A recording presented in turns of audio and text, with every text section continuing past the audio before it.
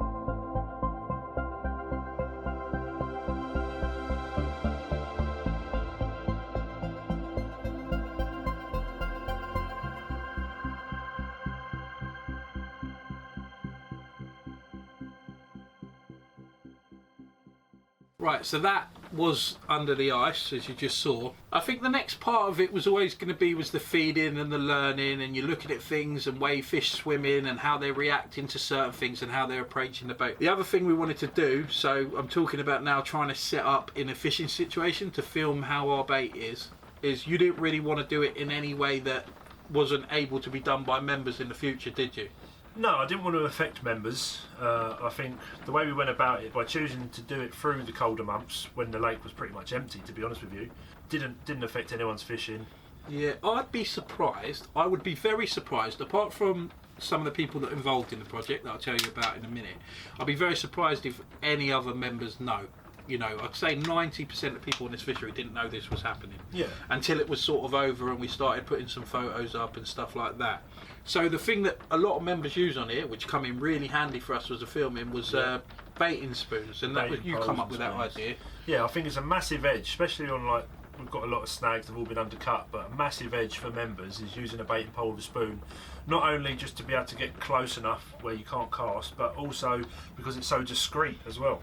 Found out if we pushed the spoon round the pole where the camera is, we'd had the camera right, we'd learnt the angles over the winter, and we lowered just past it. The way the lead would fall back just in front of it, and we kind of got that down to a T. We was getting it 70% right. It took a while to get perfection, but once you'd got it, we used to put a little bit of tape on the spoon so we'd know exactly how far to push it out, and then you knew where the camera was roughly. And I mean, oh yeah, one of the spoons was marked with chalk, and you had to hit that bit past the camera. Otherwise, if it was a little bit out, it wouldn't fall on the camera, and it was hard work, wasn't it, getting it perfect. I think that's where the team came into it as well, though. So me and Dave Lewis as well is there, and Dave also brought his bailiffs on board for the project, which were massively helpful. Oh yeah, incredible. Without like everyone working together, you, Lewis, me, my two bailiffs, Ash and Chizzy, I mean, everyone's worked really hard towards all of this, and the effort is equal reward.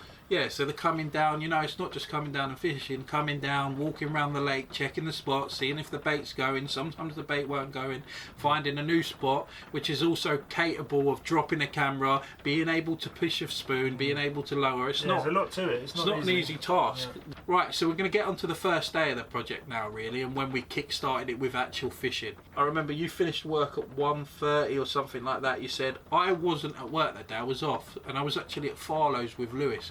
And me and Dave, prior to that week, were sort of discussing rigs, and we was going, what rig are we going to do? They're feeding this way, we're feeding that way. And I was a bit overthinking it, and I don't know how you sort of... It was difficult, really, because it got to the stage, finally, we had them feeding confidently, which took a while to get them feeding confidently in front of the camera. Yeah. I mean, they had to adapt to the camera being there, something that's a bit alien to them in their environment. But yeah, I think it's easy to overthink. Once you're watching underwater, I don't know whether it's a good thing or a bad thing, to be honest with you, because you do overthink so much. It's not something you'd want to watch your rod all the time, is it? No, like we'd sit there sometimes when the GoPros are in, and we didn't think, did we? Think, oh, there's nothing going on today. That day that we first come down, I was with Lewis at Farlow's. Yeah. We'd had 5 fish, and I was having this rig, and I'd been sitting there all day making these little neat, tidy things, thinking that would drop in the camera nice. And I was like, Lewis, I remember him out his window. What do you reckon we should use?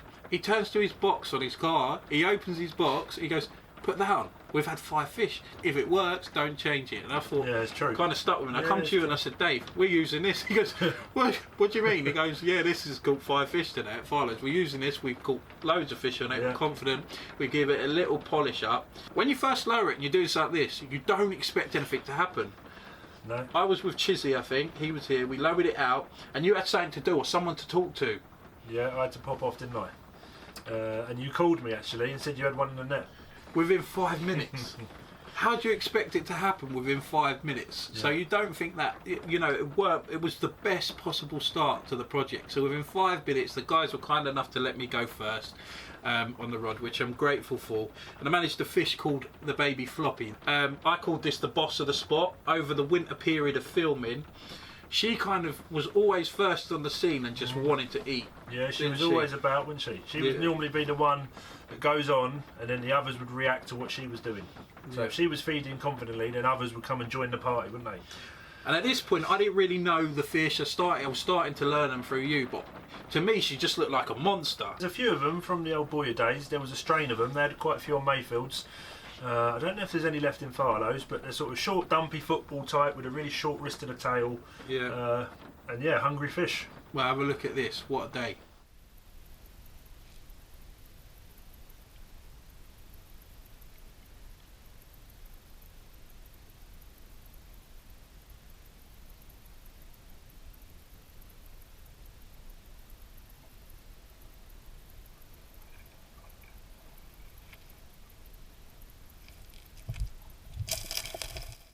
Right, baby floppy, 21 pounds, 9 ounces, and this is an old Cold Valley Warrior, so I'm happy. Right, so a fish called baby floppy, and I was absolutely over the moon with that. And you know, the frustrating thing or the scary thing is when you've got that in the net with the GoPros, you never quite know if it's on film. Dave was up next, and I'd had experiences with underwater camera, and it was your turn to actually get to put a hook in front of it. And yeah, how did that go? Yeah, it was really good. I mean, like you say, you get that little buzz. I think there's a bit more of a buzz when you're actually fishing for them, because you want to land them, number one, not knowing whether you've got the take underwater, and if you have, you think, please God, I want to get this one in the net. You know, you don't want to get the take and then lose the fish. Oh no, because you could technically find out what you lost. But we'll talk about that again later on as well. But yeah, so you want to get them in. But yeah, my first go, lucky enough to get it in the net, it was a fish known as the little lever. A lovely little fish, around the 14-15 pound mark. And yeah, loved it. The clarity was really good that day. Very good. How close were you to different fish as well? Yeah, that's the other thing. From being able to watch it back, once you've seen it, you can actually see, oh, look how close I came to that fish, or look how close I was going to get to... Oh yeah, across the whole project, how many close have we come and, and the thing as well that, for me personally, is you don't think all this is going on. No. You'd never have known, would you? The bobbin's just sitting like that. Yeah, and they're going across your line, and well, like you see from the footage, all through this project, sometimes you're getting done, sometimes they're going about an inch away from you, and you clueless. And sometimes the little one's coming in and grabbing it before the big one's on a beeline. Yeah, it's definitely an eye opener. Right, we'll show you this little lever clip. Have a look at this. It's awesome.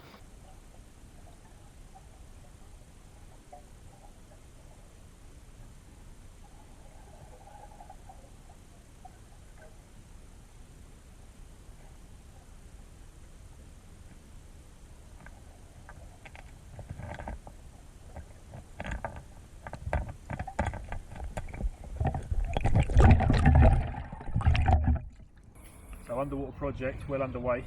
The fish are regularly visiting the spot now.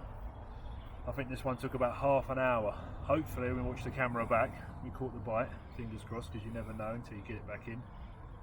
And this is one we called a little lever, only a mid-double but a real character. Lovely little fish, and as you can see from the footage, on the bank and underwater, the take was really clear. The water was really clear at really that time. Clear. The other frustrating thing, there's a couple of better ones there as well, but it's not a bad one for your first go with how the project went. No, I was just happy to get it in. Yeah, so to get one in, get in the net, have it on film, it's like... so what you've seen in the first two takes is that's from an area that's 11 foot deep. 11 foot, is it, Dave? Yeah, 11, 12 foot. Well, when it is a bit colder, like I say, it's where we started that first winter, isn't it? Yeah. And then as soon as, I mean, that was the advantage of dropping the cameras, the fish weren't showing up and the weather warmed up.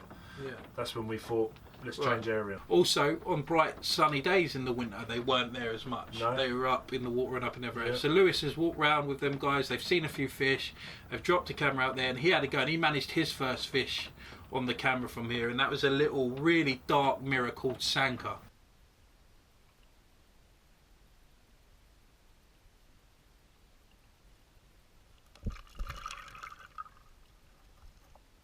Right, here we have it. This is another fish from the underwater filming. We've recently moved from the deep water. The last few couple of days it's been a lot warmer, so we've moved to the shallow end of the lake, and yeah, it's just produced this fish, Sanka, 18 pounds on the button. Yeah, so I know Lewis was buzzing with that. Even at Farlow's, Lewis hadn't got that many times in front of the underwater camera. I think he had one take over at Farlow's, so it's only ever his second underwater take as well, and he was buzzing to have caught this lovely dark fish. Ash and Chizzy, it was their turn. They'd had no experience with filming. I know you'd been to France with us, and we'd kind of made a little video from there. That week was crazy, wasn't it? That was a good week. Fish, but that's a whole nother story. They got to have a go in front of the camera up the same end as Lewis, And that day, again, they come after work. They hadn't got a big window. The light was going to go. They decided, we have 2 GoPros. They decided to drop both, didn't they? Yep. Put all their eggs in a basket, really, on 2 different spots. They managed a double take. Ash's take, he managed a fish called the Twin. Yep. And that take itself, that you're seeing on your screen now, I remember him saying, Dan, you should have seen it. It's like the bobbin went down a little bit and then it sat there and he didn't know really what he was going to do with it. And then all of a sudden it's just started rising again. And seeing now the way it just come in, now that hook bait just sat there like, oh, I'm in trouble. And then it whacked off. And then Chizzy's one a little bit different. Another fish called Dumpy. That one's come in, now the hook bait as well. And they've got these 2 fish on the bank at the same time, and their first experience of an underwater take. We've had a double take, hopefully both fish on camera. We've got a scraper 30 and a, well, what was that one, pushing mid 20? 22. 22.10. 22.10. Couple of nice mirrors, typical with a strain of mirrors in here. Lovely times, boys. Yeah, so them 2 fish there, I think one was £24, Dumpy, and the other was £30, wasn't it, Dave? Yeah, £30 and a couple of ounces, I think, so our first 30. So I've never hooked a 30 on the underwater camera before, and to know that had happened and them boys had done that, I actually weren't there at that moment, but yeah, you know, Ash's first go, £30 on camera. Yeah, it was a great moment, not just for Ash, for all of us really, because it's such a team effort. Yeah, I think when I say Ash, it was his turn on the rod. What I will say is it never really mattered in this whole project about who was hitting what rod or whatever. It was all about the team effort.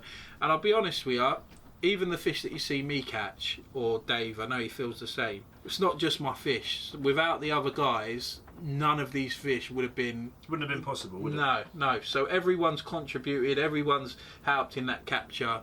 Me and Lewis as well, like we fish since young, everything's a team effort. When you come France with us, when we go to lakes with groups of people, we try and approach it in a way that actually we're making you work or discussing ideas or bringing the best, and that just gets a better angling out of you, I find. Yeah, I think there's a good work ethic. When everyone works together, you're all trying to achieve the same goal. You're all pushing in the right direction, and it makes life easier. Right, so now on to a frustrating moment. It was Dave's experience, which was unfortunate, but the GoPros, there's always going to be that element of things going wrong because we're not watching it live, but I'll let Dave tell you about what happened. Yeah, quite frustrating really.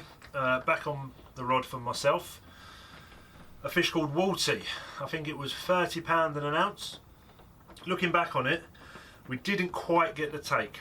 I mean, it's still really clear footage. We still got some, I mean, it was good to watch, but we just didn't quite get that moment where the hook bait went in. But either way, I managed to land her. Really happy again. I mean, I'm not complaining, don't get me wrong. Got the fish in, but yeah, frustrating. Can't get it right every time. I think from a filming point of view, look, it's a real bonus to get them on film, but capturing the fish is the moments that matter. And another 30-pounder in this video is epic. I think the things stand out for me as well. I was there that day. The take, you can see it from underwater as well. Yeah. And we're talking about how the bobbins move, and Ash was talking about, I didn't know like whether it just went down there and stopped there for a minute. Yeah. She did the opposite. She bent the rod in half. Yeah. She was off.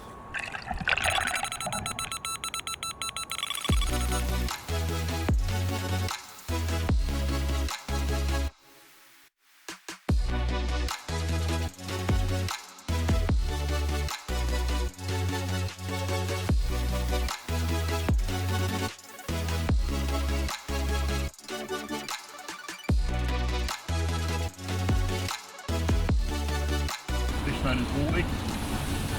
Got up a right scrap, buzzing with this one, new top weight.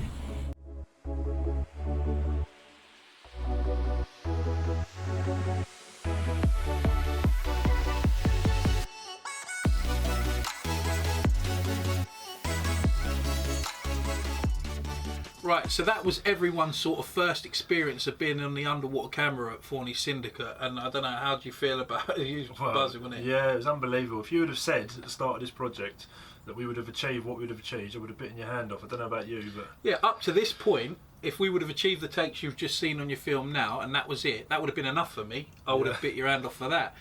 What we have gone on to achieve, I don't know if there is a video out there which got as many underwater takes as this one. I think it'd be hard pushed. I think this will be up there with the most underwater takes definitely. on a video. Yeah. We're going to go on to a few more moments now of fish caught and show you them. We're going to have a burst of some fish caught, and there's some epic looking characters from Dave's venue, and some of the fish, you know, you're going to see on your screens now really are special.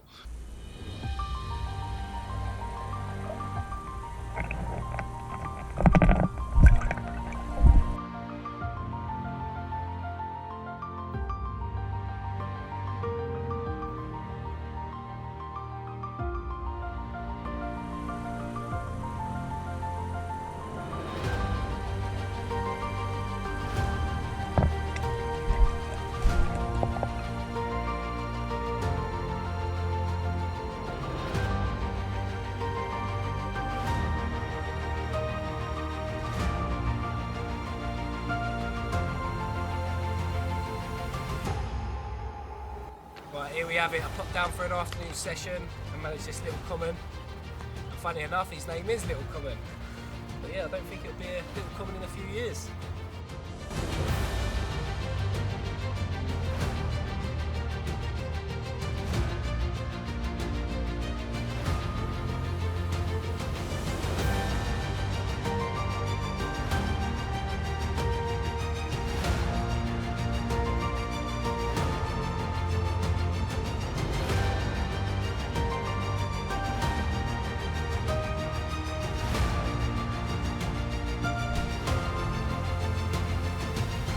Right, as you'll see in the previous clips, this one's been visiting the spot regularly.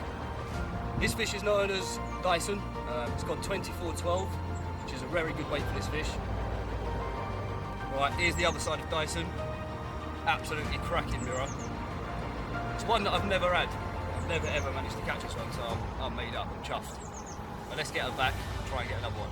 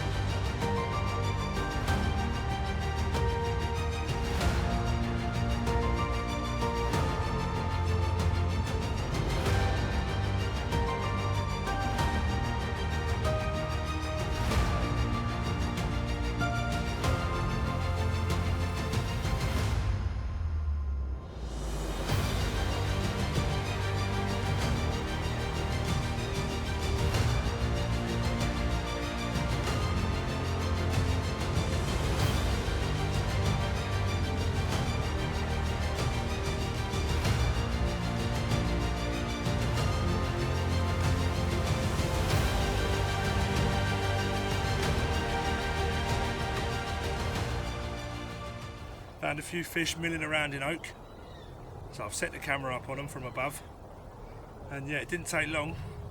I think half an hour. Right time, right place. Here we go. Low £20 common, 23.6. Right, 27.10, fish called General. Put the underwater camera out, but to be honest with you, the clarity's starting to go, so we may see it. We may see it. But yeah, happy with this.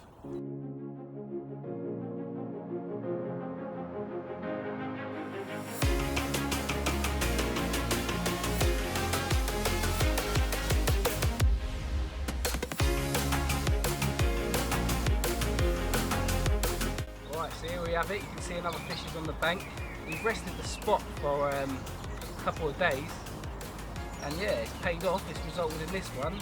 Sergeant, we get her back.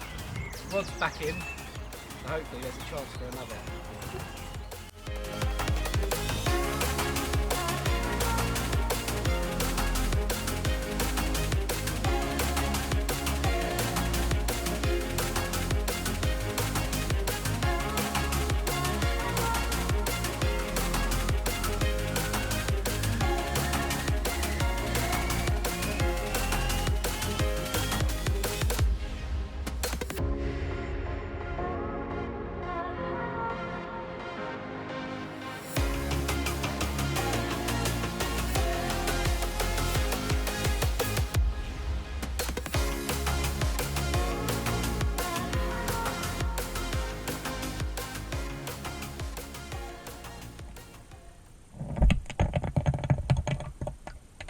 Fish called Bronson on the underwater camera, hopefully. Still in, so we haven't checked it. But yeah, what a character. Real brute, and I guess that's why it's called Bronson. £24. Lovely. Okay, there you go. Now, Here we have one of our stocked fish. This one's growing big and it's growing big quickly. Real stunning mirror. Big fin, darling. It's a pretty one. You like this one? You like its tail? Alright, hold on, hold on. This is one of the ones we've stocked. Real stunning mirror. It's growing. There you go.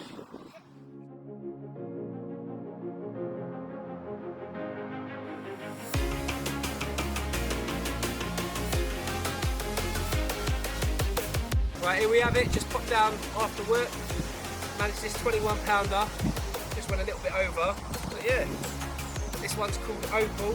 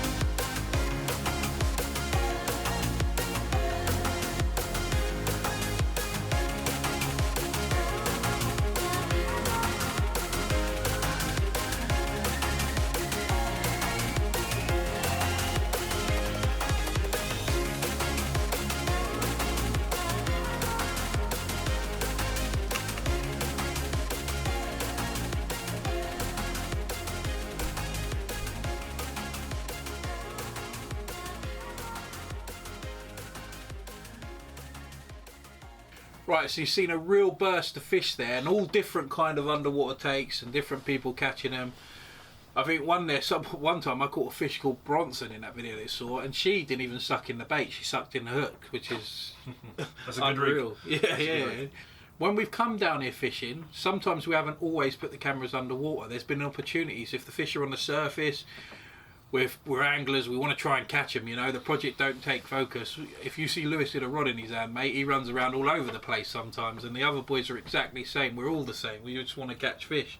A fish that really frustrated us on the underwater camera a bit was a fish called goldie, which is this kind of common koi strain of fish, isn't it? Yeah, that you've real got here. sort of orange koi. Quite peculiar, really. We'd see it a lot underwater, but we couldn't look it underwater, could we? No, she never really ate. She just come in and had little mouthfuls, Yeah, didn't quite she? cautious. Just thingy. Yeah. So Goldie, she was a bit frustrating, really. But Lewis was down, and he saw her on the surface, and she stands out like a sore thumb. Went to the car, got the bread bomb, cast over on her, and he managed to catch her. So we're happy with that. It was one that we, you know, a bit of a character from the venue. Not massive, but we wanted to have her in the video. Right, we've seen this one feeding on the underwater quite a bit. And yeah, managed to see her on the surface today. Put out a bread bomb, and away she went. One called Goldie. Here she is. 16.5 pounds she went.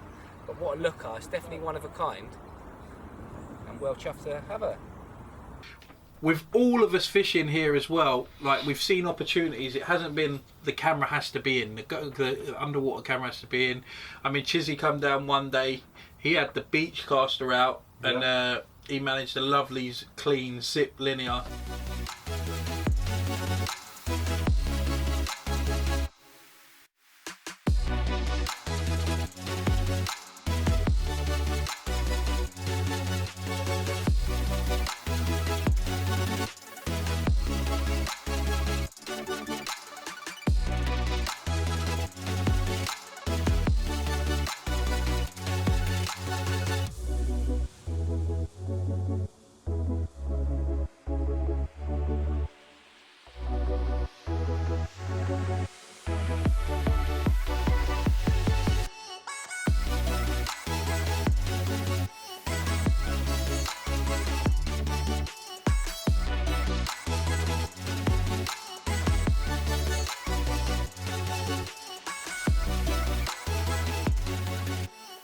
stocked some fish over the years, and with it being so small, you've got a bit of a policy on that, haven't you? Yeah, we don't really stock a lot at a time. What I like to do is sort of hand pick, you know, the ones that are going to fit in and grow on really well. Your picture fish, you know, your scaly ones, the ones that people love to have in their album. So you'll have a diverse stock of characters that you've sort of hand selected. Yeah, most of the fish in Thorney have all been hand selected over the years, hand picked. So it's very unique stocking. I mean, one thing we didn't mention was how every fish has actually got a name that you've probably worked out by now, while we're referring to them. Which is quite unique, I think. There's not many places I know that have pretty much every single fish named. No, what does that help you with? Well, what it was to start with, it was just a way to sort of keep records of the fish. We got the logbook together, and every fish having a name has got its own page in the logbook, and we can keep records of its weight and how it's doing. And by doing that, it actually made us realise, well, we're going in the right direction. You know, all these fish are growing year on year, and they're just easy to recognise, and just a, I don't know, an easy way to keep on top of things.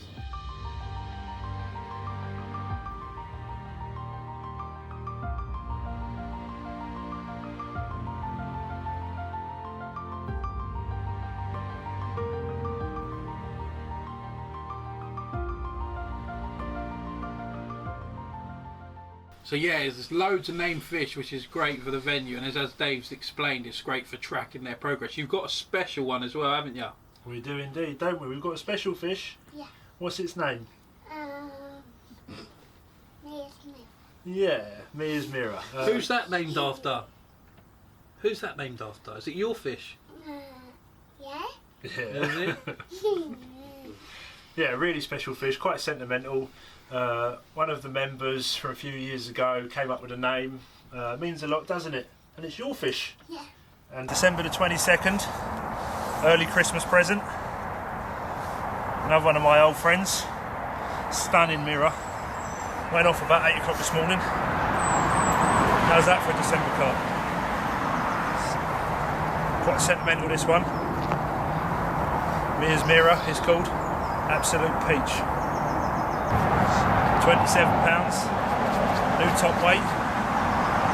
Again, coming into spring, we've got to be looking at 28 plus for this one. Have you caught fish? Yes. Yeah, what did you catch? Nemo. Nemo? Do you like fishing? Yeah. Do you like catching big fish or little fish? Little fish. Little fish? That's probably going to change. You like the little fish in the pond, don't you? Oh yeah, you helped with that part of the video, didn't you? Look at that one. Look at that one. Look at that one. That's a big one, eh? But yeah, really nice to have a fish named after me. It means a lot. Other than shove these next two captures that I was lucky enough to have into the, you know, the reeler fish, I wanted to speak about them because The front fish. Yeah, I think they'd only been in the venue probably 6 months before I caught it, maybe even less. 4 months. 5 Yeah, not long, half a year.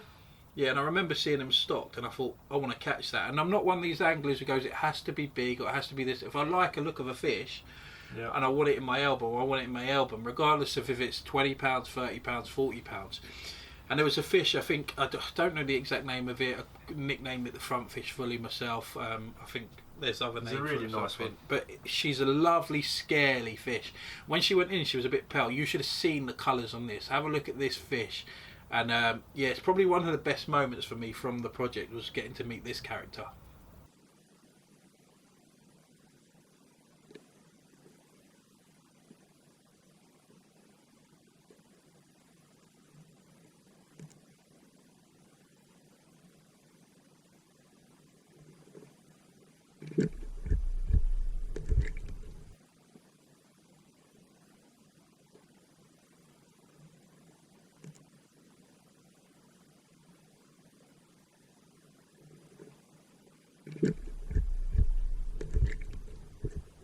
What a creature to have.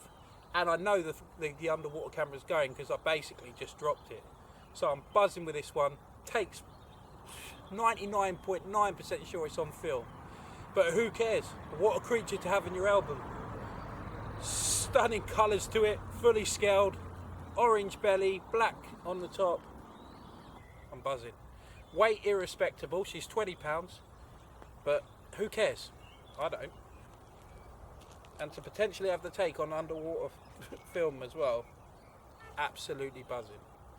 Right, so if anyone tells me that they wouldn't want that carp in the album, I think they'd be crazy, because it's stunning fish. You've been lucky enough to catch it as well, haven't you? Yeah, I did it at a late stage, and the colours on it, like you said, are phenomenal. Oh. Really dark, we say like the cheesecake fish, don't we? Yeah. Like the different layers, the colours, the blacks, the whites, the yellows. But you got lucky again, because funny enough, your next bite, yeah, was a fish called the wood carving, and this one's just a special. And I think the unique fish about the unique thing about the lake, is when you introduce these fish, you just don't know how they're going to go. So that one went black. This one didn't. It went more grey. Yeah, a bit orangey. Yeah, it was lovely, but the scales on it again. I mean, Jesus, these fish are Stunning. ridiculous. Yeah. I mean, if you don't want them in your album, I'd call you mad. And when they get bigger, they're stunning. Absolutely stunning. Have a look at this one called the wood carving. This one is.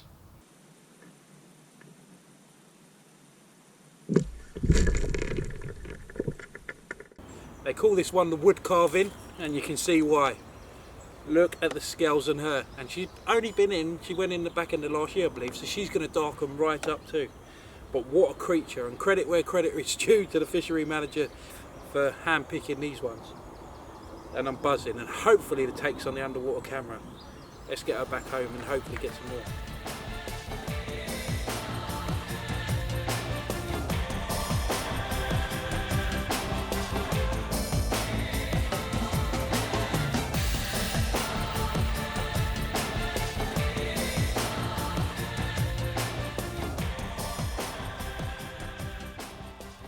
Right, so when I talk about them fish, they were stocked from a fish farm, I believe, Front Fish. Yeah, Was it Front Fish UK.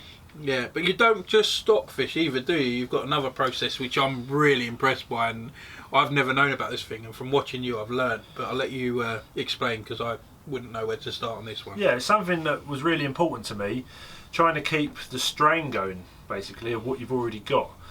It's not an easy process. I know a lot of people out there are doing it and trying to do it, but it is so rewarding just to watch fish grow, where you gather the eggs from the spawn, watch them grow, see the stages they go through, and then reintroduce them back into the lake.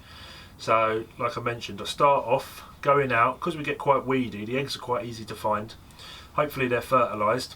I'll collect the weed in a bucket, take them indoors and put them in a tank, which the missus is a bit, but it's got to be done.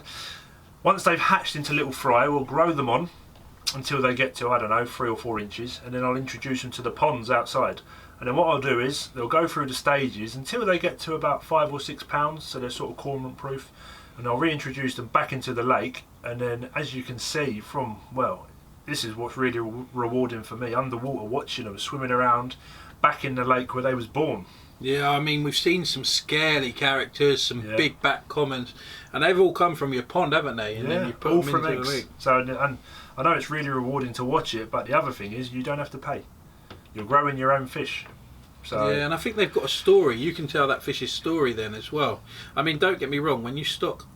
I'm not really a big fan when people chuck a 40-pounder in a lake and it's got no story. I'm really not a fan. I don't mind, I think the right sort of weight is anything from, double up until 20 pound. I think for me, if one of the fish that we've homegrown can grow on and reach, well, some of them are reaching 10 pounds now, which for me is like just amazing to see. But one day, if one of them fish can go on and be a late record, then that'll be a personal dream come true. Yeah, I mean, and we've managed to catch a few in the video as well. Chizzy's had a couple. Some of them we've just slipped back. And others have been weighed, ones that hadn't been out recently, or they looked like they've got increasingly bigger. I think it's incredible that Dave's produced these fish from eggs, and hopefully in the future they make anglers very, very happy when they're catching them and they have them in their albums. But also, maybe one day one of them will go on to be an 18 fish in the venue, and that would be incredible. Up to this point in the video, if you would have offered me all of this, I think I've said it before in this video previous, I would have snapped your hand off and said thank you very much, and I probably wouldn't have believed that it would have happened. These next moments that have happened, I don't think we'd be able to do it again at any lake. I think it kind of just went our way a bit, really. My sort of moment, I managed to catch a fish. There's a few originals in here that have been around for a very long time, and I managed to meet one, a fish called brown fish. It's a really old fish, and we managed to film the take from above and below. She was a little bit down on weight, I believe. Yeah, you was quite unlucky. It was spawned out. £25 something, 25.5 maybe. Like you've already said, a really old fish, one of the 18. I think what made it special for me is what you're seeing now is the fact you was round watching it feed From on above, my bait. yeah. So you're watching it feed as you're seeing now. It come in, it was slowly looking at the hook bait. We had a GoPro in as well. You've seen it now. And my rod hadn't gone and you go, Dan, hit it. And I'm like, Dave, the rod ain't beeping. And then all of a sudden the rod just whacked round. I've hit into it, I've got in, and then you're like, Dan, it's it's one of the 18 fish. Yeah. She's one of your 18, isn't she? Yeah, been around a long time, but like we said, unlucky with the weight, but still great take. Great to watch it, pick the hook bait up with our own eyes, and to get it on the camera from above and below. Yeah, so that was an epic moment, to be honest with you. And you know, catching fish like that in the video, 18 fish when you go to lakes, is sort of the pinnacle. Got a bit lucky. I've managed to film a take over here from above and hopefully below. The GoPros are a bit temperamental, but I think we've got it. Let's get her out. I'm not going to waste the time talking to you why she's out the water, because she's an old fish. I just want to get her out, a little bit of video, a few shots, get her back in. So I've done all that talking now. And all the action caught on the camera from above and below. Where have I had that title before? Right, so after I had brown fish, it was Ash's turn to meet some of the 18. Unfortunately, the water clarity in this whole project has been up and down, and sometimes we just haven't been able to drop the cameras, and that's no one's fault. There's no point us putting the camera in when we know we haven't got the clarity. Ash's moments unfortunately come on days when we didn't have the cameras, but that doesn't take away from the capture. You can't win every time. So the clarity, if the clarity's not there, the clarity's not there. Yeah, so he got to meet a fish called the long common, which is a stunning long fish. I think this is one of those fish that you have to see on the bank.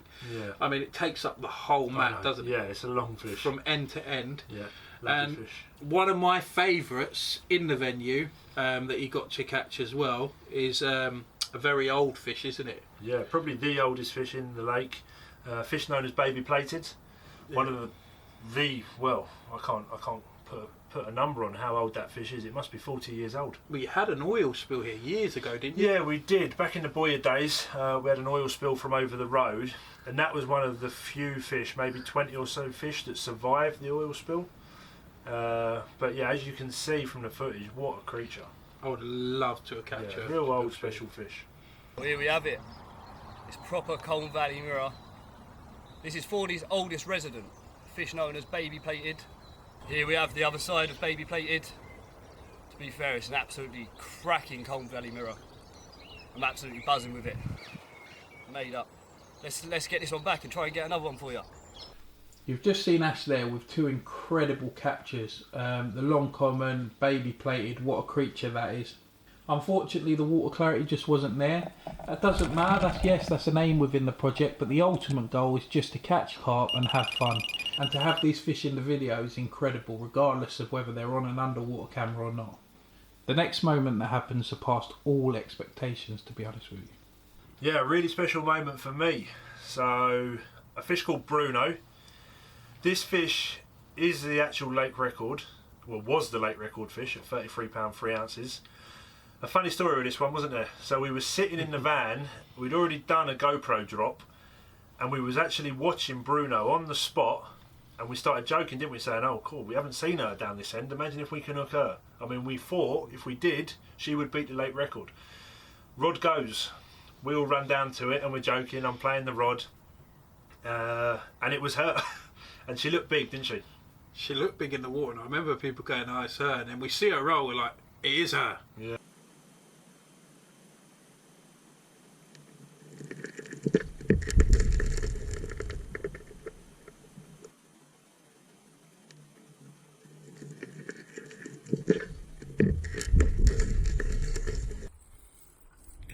So Dave's attached to one now. Hopefully we got the take on camera. We've seen it, and it is actually the current lake record. So this is a big moment now. So we're attached to the current lake record at Thorney, and the underwater camera was in. So that's her out there. Like I said, potential lake record. Even if she doesn't do it weight-wise, she is the lake record fish. Right, We've just been watching her on the camera. She's slowly coming. Come on, girl. Come on, girl. Come on, girl. Yes! still on the camera. We've got potential late record here in the net. We got her out, done the weigh-in, and it turned out to be a new late record. A new PB for me at the time, £33, 8 ounces. So, quite unbelievably, we've been putting a lot of time and effort into this underwater project. Never did we ever imagine we'd catch a late record. Bruno just scraped over the late record. This was the fish that had set it 3 or 4 years ago. Still plenty of room to grow, and well, yeah, blown away. I've never caught this fish personally. There's been a massive team effort. Everyone's chipped in. We've all worked hard, and hopefully we've got it on camera. If we haven't, it's fine. We've got a late record. Absolutely buzzing. Great moment. The missus was there. My little and Mia was there to share it with us all. We've got some brilliant footage on the bank, some epic photos. The boys done me really proud, and a great moment for a new late record on a film. Yeah, I mean, to have your PB is something special alone. To capture the moment he sucked in your hook bait, Yeah. I mean, it must be, you know, that you've got that with you now. I mean, I know you've beat your PB since, Yeah. but at that moment, Yeah, that moment really special, and one that we've caught on film, and then we can watch back now and cherish it. right, to catch the lake record on film in this project, taking the bait underwater, and that moment for Dave was incredible. And if I don't think we even thought about achieving that. That was never a target, and I don't think I would have put out of there that we wanted to do that. It was just something that we've got lucky incredible, yeah. and managed to catch. Another thing that we've sort of learnt from the filming is the habits of certain fish.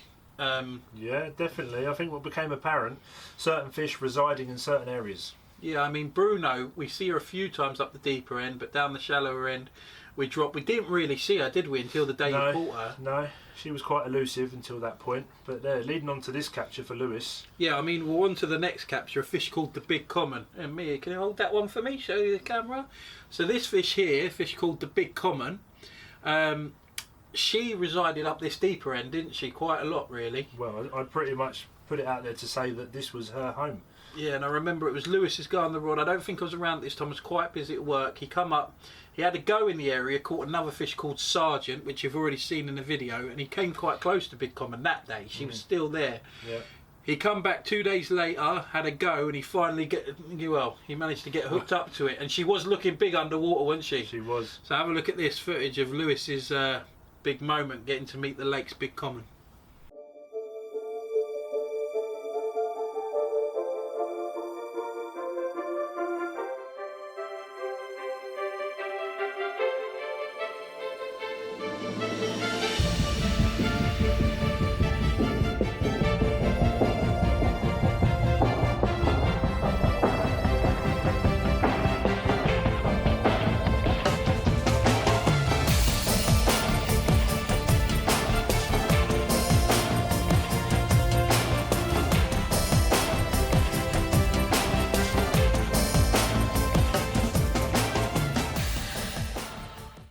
Dave's come round and verified it, and it looks like a new lake record common.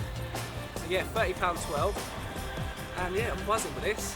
As you can see, it's jet black. I hope the camera's doing it justice right now.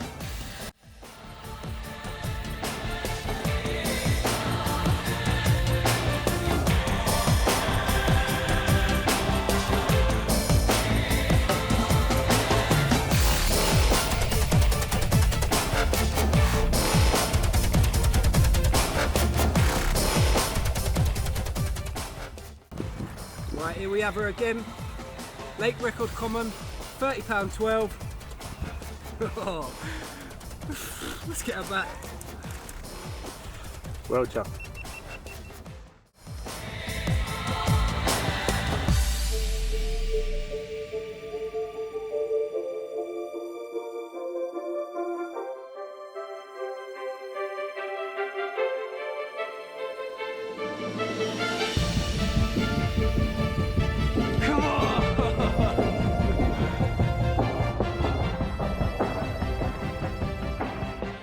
So what a moment. Hopefully when we look at the camera in a little while, we've got the shot, but even if we don't, again, we've got a late record common now on film. Unbelievable, Lou. Well done, mate. Hey, cheers, mate. Buzzing. Still buzzing. Yeah. Yeah, to have Bruno is unbelievable at a late record weight. Now the common at a late record weight. You couldn't ask for more, really. 2.5 years ago, when we first set out on this little underwater project, never did I envision that we'd get one take on camera, let alone them 2 fish. That's it. I know you want big fully, but... Well, I think that's too much to ask for, Yeah. so but you never know. But let's see. You never know. Epic moment, what a fish. Really pleased for Lou Dog. Another 30, well, he'd already done 30 once, but a new lake record common. And yeah, what a moment. There was one sort of moment that could surpass that, and it's a moment that we didn't talk about, just like them two. Yeah. And what would that be if you say would be the pinnacle? Well, I think there's one fish in this lake, isn't there? The queen of the pond. Yeah, I think on your social media and that, when you post the likes and everything, it all goes. A really special fish, one that everyone wants to catch. I've never caught one myself, but Chizzy, there she is. Chizzy, luckily for him, managed to catch it. Yeah, well, he's, say lucky, I don't know if it's lucky, I think it actually comes down to work. So Chizzy's fished here for a very long time, caught quite a lot of Yeah, fish. he's put the graft in. It was his turn in front of the camera, and like we were saying about the big common, about being an area fish or sticking to area, we've seen lots of fish goes from one camera to another camera when we've dropped 2 cameras, and they show up within half an hour of the spots. Certain fish haven't done that. This, the big fully, didn't really come up this deeper end. We'd see her now and again and we'd be like, oh my god, that's a big fully, look at her, she looks amazing. Yeah. When we started filming down that end, it started to become more apparent and regular that actually she was more comfortable down there. I think we worked out where she lived. Yeah, pretty much. And also, she was a clever girl. So this fish here, when we were dropping, you'd see her come in. She'd be a real bitty feeder, looking for the small food items. And also, what you'd find is when you pull in the rig away from the camera just before it died, she'd actually come in and feed as soon as the rig goes. Now, I don't want to read too much into that because that could be... Well, we did, didn't we? We Crazy sort talk. of changed our approach. Well, I had a chat with the guys, and I know I'm a big fan of solid bags. I think they're a bit underused. Why do I think they're underused? Because they can be a pain in the bum, because you have to be a bit organised, because sometimes if you miss a cast with a solid bag, yeah. you're going to have to redo it, and if you're not organised, we sort of tie 50 at a time in a bag. So I think the way she was feeding, I think our baiting approach, you've probably seen we've used solid bags a bit in some of the previous takes, that this is how it come about because of this fish really. She was a bitty feeder. Very bitty, yeah. We thought if we got a little mainline topper into a PVA bag. Trying to conceal that there was no hook bait. Yeah, carpet filled. We discussed that with Chizzy. He was game. His guy on the rod. The rest is history really. Have a look at this. What a moment.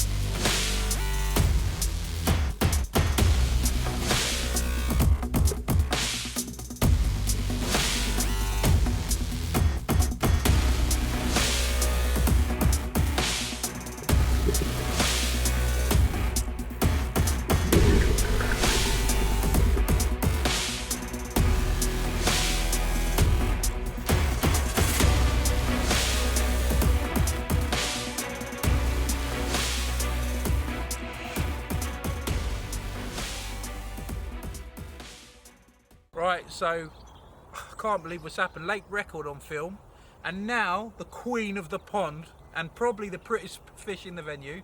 You've waited 6 years for this, didn't you? 6 years indeed, mate. 6 years, change your rig, and all these fish are team efforts, no matter what they are. And to watch him achieve this live on an underwater camera with the take on film, phenomenal. Let's get some photos and let's enjoy this moment long into the evening. What a fish, you boy! Well, 1 minute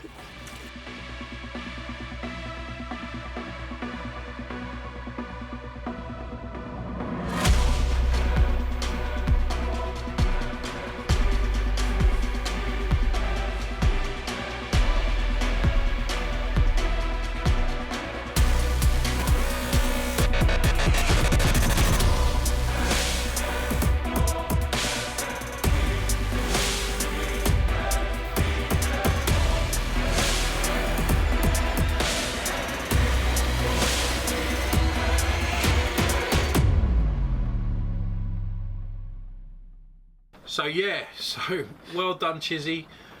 I mean, that is earned as well, because he's fished here for a long time now. It's 7 years he's wanted to probably He's put the work in for her.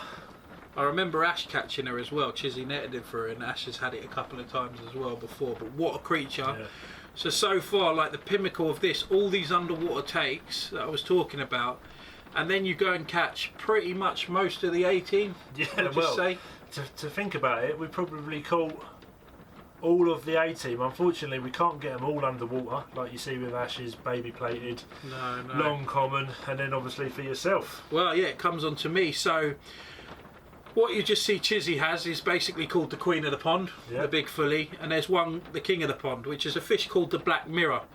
I come down one evening, it looked good for it, put the rod out basically. Again, the water had gone, plus it was going dark, and had a bite. I remember it like it was yesterday, really strong fighting fish. I don't know if other members have said that to you, but Jesus, the fight was incredible. Gives a very good account for itself. Got it in the net, looked at it, it's nice, dark, like the way these shoulders arch up. I kind of knew what it was, I just wanted Dave to confirm. He come round, confirmed it was Black Mirror. She's so dark, I mean, I'll show you a little clip now of Dave having her. She's holding her up here, see how dark she is. The night really doesn't do her justice, it doesn't matter to me. I've caught her, I've got the memory there. She was a little bit spawned out, I think she was just under 29. Yeah, when just under, yeah. She normally goes 32, 33 pounds. There you have it. Thorney Syndicate, King of the Pond, the Black Mirror. This project's been crazy. To have the Queen of the Pond, Lake Record Mirror, Lake Record Common. Unbelievable. What a fish. Spawned out at spring. This was competing for Lake Record. Spawned out now. Who cares? Let's get some shots and let's get her back. What a journey. What a journey.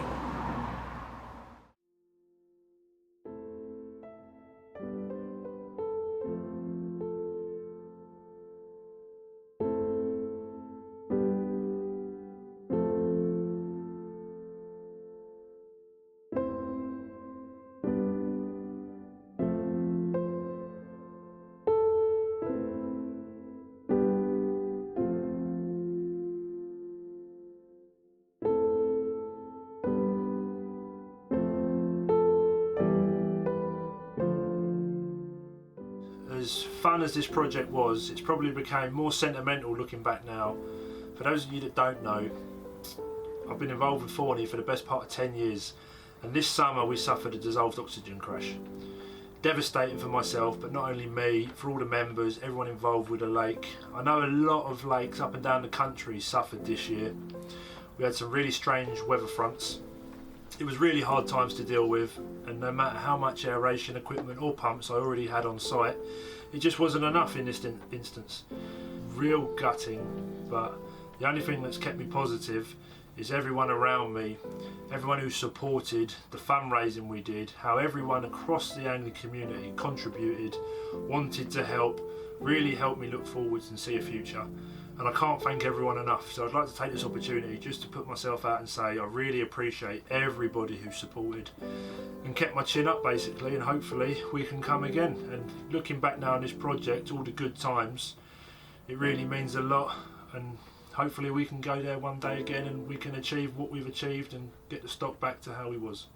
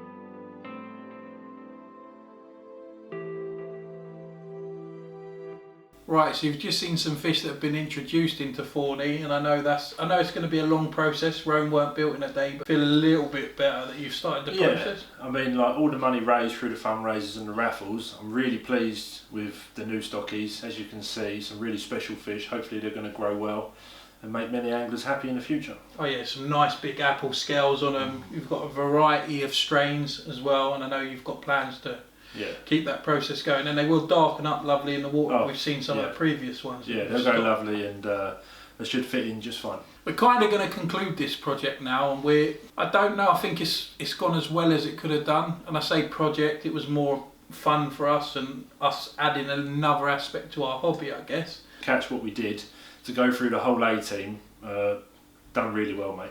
Yeah, I'm still blown away, really. I think the saddest part of this whole project for me is the end of it, because the excitement's in actually creating it, going out there, doing it, filming these things, and then, you know, being able to piece them all together and finally share it with you guys. And yeah, definitely. It's been great fun, isn't it? Yeah, what's one of the highlights for you of learning from it? Personally, for myself, I'd say getting the fish used to the camera underwater, which wasn't easy. I mean, we had to get the dummy camera in, didn't we? But once we got that, and to watch the different habits of different fish was really insightful. And then there was another thing that you were impressed with, weren't you? Because of the feeding process of the whole thing. Yeah, the way the fish were putting the weight on year, realising that through the winter, where I didn't really used to feed at all, I did a little, but not as much as what I've learned to do now from this project, where I just keep feeding, and the weight gain of the fish has been incredible. The number of 30-pound fish we got up to, I think we was on 9 30-pounders. When I first started this venture, I think we had one 30-pounder, and then over the last couple of years, I mean, every fish from the logbook has been piling on the weight. So that's part of the process, was we had to feed a little bit. Well, not a little bit, we fed quite a lot over the time of the project, but more than you was feeding before we done it. Without actually being able to watch the bait getting eaten, you don't know if it's getting eaten or not. So to see firsthand with the GoPros, you know, oh look, it's cleared off, we'll apply more bait. For me personally, this whole year, well, not this year, this is the first of a new one, so we can all leave the book blank and write it how we want it to be. But the year last year, 2020, a bit frustrating. We've had the whole lockdown things, which has put a toll on it, because this project and the Farlow's project that me and Lewis have been working on for the last 2 years and put quite a lot of time and our effort into, not just fishing and catching the fish, we have to film it, we have to capture the moments, we're filming underwater, we're showing different aspects. So it was always going to come out this year, and that your project was always going to come out a little bit later. It was actually going to be earlier, but we delayed it slightly because of all that. I think it's been probably our best year on the fishing front and the video front, being able to show you that, and the work that's gone in is crazy. So that's my biggest highlight, is probably in my angling. We've always enjoyed sharing our videos, so I think to be able to bring them two projects like this, Farlow's Above and Below, Project Underwater, Syndicate Live. I don't know how many takes are in this video. I think we're at 24. Right. It's 24, 25. I think we've done ourselves proud, to be honest with you, how much time and effort we put in. I think to get that 24 takes, 25 takes, we'll have to have a count back, but it's incredible, mate. Yeah, and we're using just GoPros. They are so frustrating. We can't put them in and then, if the bait's off shot, move it with an electrical device or anything like that. For us, that wasn't an option. The GoPros were there. The battery life is such a pain. The placement's been such a pain. Yeah. We come up with the idea of baiting spoons because everyone could do it. You was a big fan, like we talked about it previously, but then baiting spoons, they made a big difference to this whole project. Yeah, massive edge. I think, like you mentioned with the battery life, I mean, we did have some takes that we haven't been able to show where we landed the fish, but by the time we went to get the camera out, we realised the camera had died like 30 minutes, 20 minutes before we got the actual take, which was frustrating. The cameras themselves, the GoPros, they produce some great mega footage, but they are frustrating. I think the other highlight from a year that surpasses all this, I've had a little baby girl, and she's amazing. Her mum did so well. You know, everything went, it couldn't have gone better with the crazy times and the hospitals. I don't want to go into details, but it was crazy, and everyone did the best they can.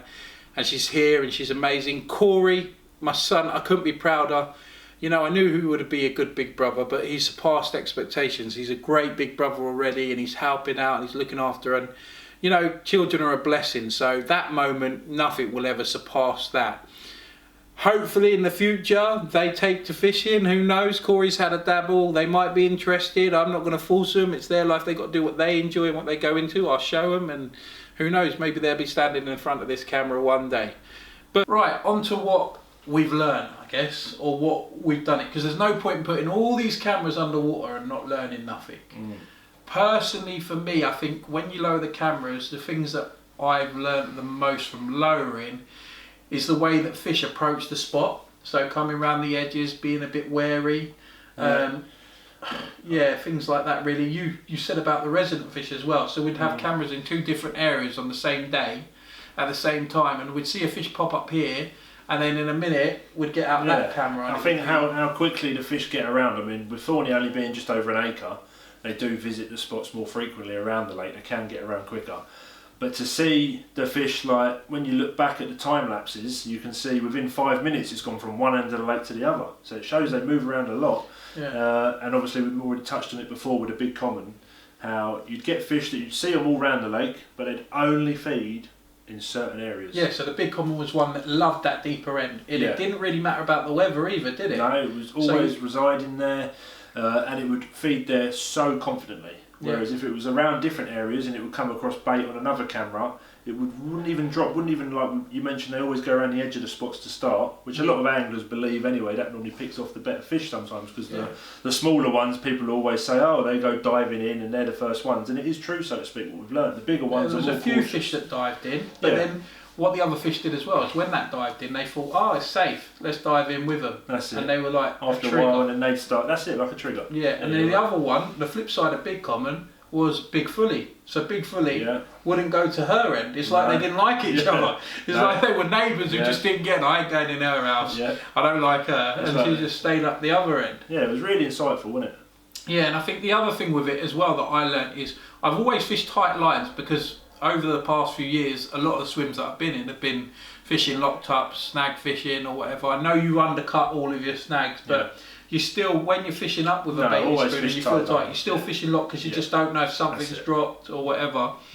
With the tight lines, the way that the fish were coming in and they were hitting their pecks and stuff like that, I don't know, some people might say, oh, they're sussing it out and seeing if there's a line there. I don't think from watching it bothered them too much. I agree. I think when they was doing that, you could see it from some of the clips we saw with the sticks, and they sometimes, when they're feeling the line, to them it may be alien, but it could be a stick, it could be like a loose twig or something like that. I don't think they necessarily associate it with danger. You know, we've got footage that shows that when they hit it, you know, that it didn't really bother them, and I think that's it. And that can probably change from venue to venue. What we're trying to say is, from this video, we've seen that actually the fish in Thorney weren't necessarily spooked by a tight really line. bothered by it. And when you are, like you say, when you're fishing the snags, you have to have a tight line. You want that direct contact to the fish. When the rod goes, you don't want all that slack, so even though they're undercut, it can get in there. But I don't think it bothered them, no, the tight lines. Nah, and I think that's what I think this is another thing from this video. I think you can only learn from what you see and what you do and the results you have. So in your angling, well, definitely in mine, if I'm going out there and that's not affecting them, I'm happy about that. I'll keep fishing that way. If we would have seen that the line was affecting them, and they were thingy, we might have said, well, you know what, that's undercut. We'll check it, double check that it's still undercut and nothing's fell in. And we're slacking off a bit. We didn't need to do that. We didn't need to, like I say, we always tried to react to the situation, what was going on regarding like your line, but also your hook baits. A big thing for the underwater filming was trying to get a hook bait which was visual to the camera as much as possible. Yeah, and the other thing about that we did kind of lose that later on when we realised that they maybe sussed out, was the attraction of the hook bait. Yeah. So what we found is we didn't get done that many times in this project. Personally, I think I got done twice.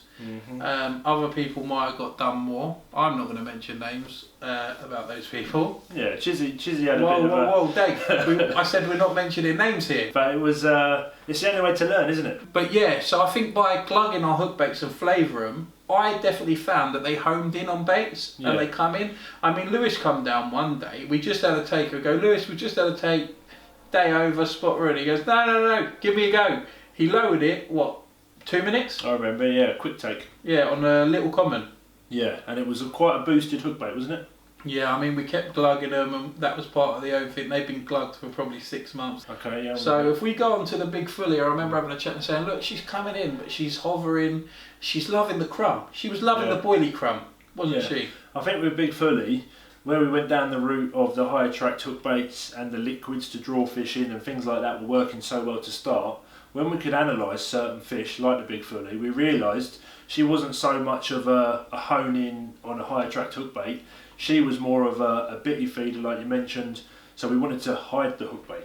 Dare I say it, she was looking for bits that maybe couldn't go on a rig. Yeah, no, I know sometimes you give them too much credit to fish, but I do think that she was happy feeding on loose items where it didn't seem there was any danger of a high attract pop up or a wafter in her face. She'd sort of avoid that, she'd just feed on loose bits. Yeah, she loved a little pile of crumb basically. That's it. And she's been caught on hook baits and that. We're not saying this is all the time, but in our situation, that's what was happening. We had a chat. I said, look, I'm a big fan of solid bags.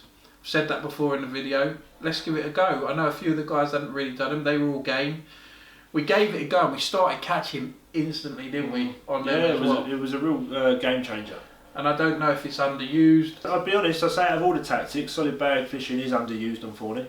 Yeah, I just think the presentation just worked. And it did, because Chizzy got to trick Big Fully, and if that's not the fish of the video, that was there's loads of fish. I mean, Lewis is big common, that the darkness of that, and to have it a late record. Then you've got Bruno, a late record. So the other thing that I've really learned from this project is about the bird life. You hear it a lot. I've heard it loads at Farlow's over the years, and when we've been filming, we've seen it a little bit there as well. And they say the coots are on me, I'm not going to catch. And I might have been like that before, but this is what this is all about: is learning things. Coots diving and affecting the fish underneath them. What's your take on it after this project? So same as you, beforehand I used to think, oh, the coots are all over me, the area's spooked or whatever. But from watching this, I believe, and I don't know if you agree with me, but the coots actually draw attention to the bait. And the fish will actually see the bird life diving and say, oh, what are they feeding on? And they'll actually come over. And sometimes it started off the feeding, didn't it? Well, sometimes you'll have coots diving. What they do when they're diving, if you've got quite a crummy mix, which most of our mixes were crummy, they'd stir it, and then the fish will be like, what's happening? Or the fish are already stirring it, and then the coots come over and they dive. What I found about it, and I've seen it at Farlow's as well, when they dived, if there was a volume of fish, they wouldn't want to go down there again. Yeah, no, of course, I agree, They wouldn't want to go down. If there's one or two, they go down. And the fish, they might just move off ever so slightly, but within seconds, back on the spot. I don't think they have such a negative effect of bird life as people say. That's something that if we didn't do this, we wouldn't have learned. And this is about, we're developing as anglers in this project as well. We're learning things that may be different from lake to lake, but that's it. I think that's an important point actually. Like you say, it's different from lake to lake. This is what we've learned through doing this at Thorney, but that's not to say if you go elsewhere, the bird life could be hammering you and the fish might be spooked. Oh no, I think if you get swanned on you, it's game over. On the low spots, I don't think coots, carp will have them. Swans, they don't want to mess about with them. You know what I mean? I think. Yeah, every lake's different. And that's a key point. You learn what you learn from that lake and then you move on and learn more. Don't become stuck one dimensional. If you can change your fishing and adapt, I always believe you catch more.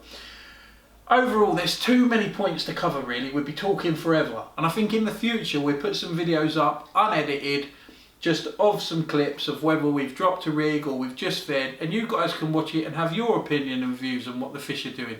The fish can't talk to us. I can't go, hey Mr. Carp, what are you doing and why are you doing that? And it might be a freak of nature that they've done it as a one-off, but I think when you consistently do this, we've done it for now over 4 years, and there's been patterns emerging, you know, fish laying on the bottom. Sometimes, I believe sometimes they lay on the bottom and they cover the bait because they're lazy gits and they know there's food there, and if they lay on it, they stop the other fish getting to it. And I've seen that quite a few times now. Before it was just an idea that, it's just a chance, but now I've seen it 7, 8, 9 times in 2 different venues where they lay on the food. It's almost like you said, like they're protecting their food to stop others getting to it. Exactly. So I think we'll stop there, and we will put those videos up for you to have a look, and if you can pick anything up from it that we probably have missed, because we probably have missed some things, you can tell us. Most of the time we was using a crumb and a pellet when we were baiting up, and that was to hold them longer, wasn't it? We wanted them longer in the area. Yeah, definitely. And I'm not going to sit here, you know, and praise the bait company, but I just want to say that, you know, the proof's in the pudding. You've watched this project, you've watched our other videos, and you can see why we're confident in the bait, and I'll leave it there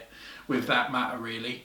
Right, unfortunately, that brings us to the end of this project, and I'm quite sad about that. I don't know about you. Yeah, no, we've had a good time. It's been a bit of a journey, innit? But sad it's come to an end. Yeah, the funnest part is making it, and I hope you guys enjoy it. And to capture all these fish on film, getting the takes, the moments they pick up your hook bait, it just goes that extra bit, you know? And we've got that now in our memory bank, so we can look back at it. And capturing footage like this that you're seeing now, that's been the fun part. From myself and Dave, I'd like to thank everyone who's watching this video. Thanks very much for watching.